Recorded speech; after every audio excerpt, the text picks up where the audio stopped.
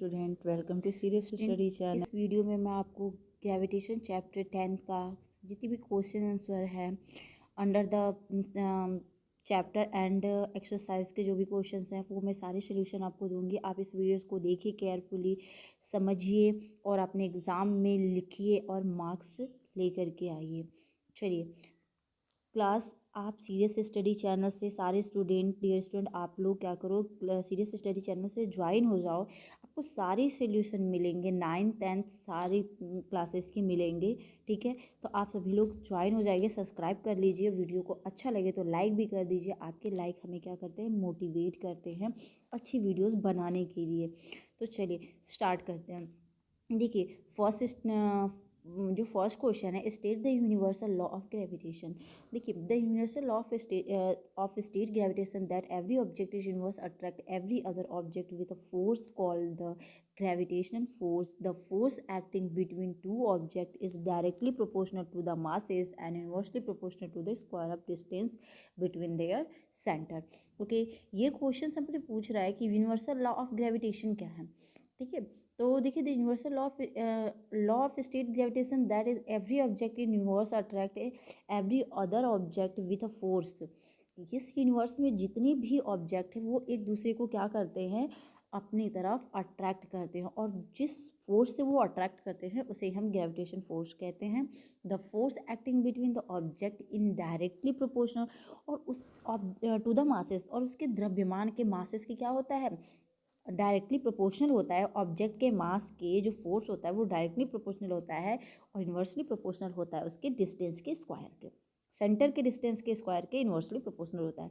देखिए यहाँ पे लिखा हुआ है आपका formula F equal to G mm/d2², जहाँ पे G क्या है, ग्रेविटेशनल कांस्टेंट है, एंड इसकी वैल्यू क्या है, इसकी वैल्यू है 6.67 × 10⁻11 न्यूटन मीटर स्क्वायर पर kg स्क्वायर।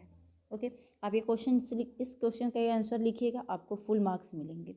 और ये सेकंड क्वेश्चन देखते हैं। Write the formula of find the magnitude of gravitational force between earth and object on the surface of the earth. ठीक है, write the formula to find the magnitude of gravitational force between earth and object on the surface of the earth. एक earth है और एक object है, उन दोनों के बीच का जो हमें क्या करना है, फॉर्मूला निकालना है। ओके, देखिए हम मानेंगे M E is the mass of earth and M is the mass of other object. Class यहाँ देखो, आप ये एम में यहाँ पे मिसिंग है। ठीक है, आप यहाँ पे लिख लेना अपन एम, ये भी रहेगा।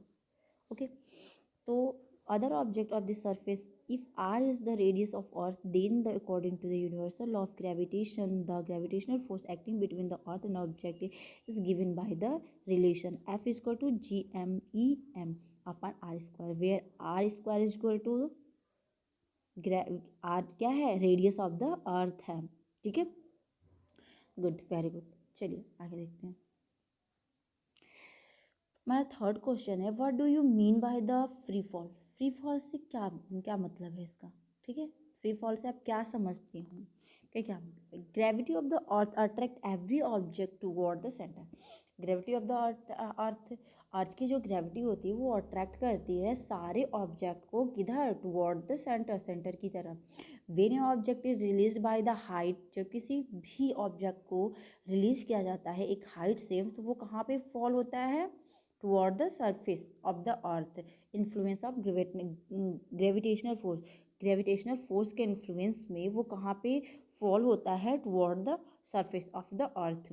And the motion of the object, and the motion of the object is said to have free fall, और जो वो ऑब्जेक्ट का जो मोशन होता है ना, वो फ्री फॉल रखता है। ठीक है, वो कौन सा मोशन रखता है, फ्री फॉल मोशन रखता है। Okay, good.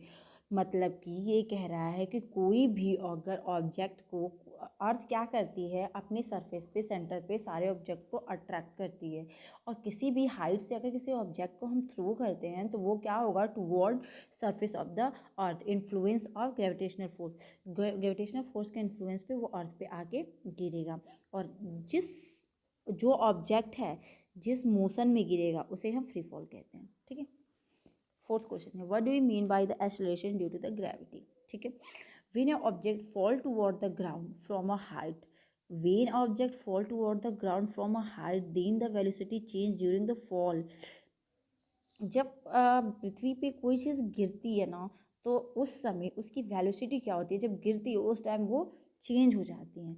And this changing velocity produce acceleration in the object, this acceleration is known the acceleration due to gravity. ठीक है, और ये जो चेंजिंग होती है, प्रोड्यूस होता है, वो क्या होता है, वेलोसिटी के चेंज की वजह से acceleration in the object, object में क्या होता है, एक्सेलरेशन होता है।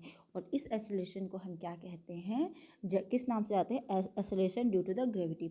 ग्रेविटी के कारण ये एक्सेलरेशन जाना जाता है। ठीक है, और इसकी जो वैल्यू होती है 9.8 मीटर पर सेकेंड स्क्वायर होती है। ओके, चलिए फिफ्थ क्वेश्चन है, what is the difference between mass of object and its weights.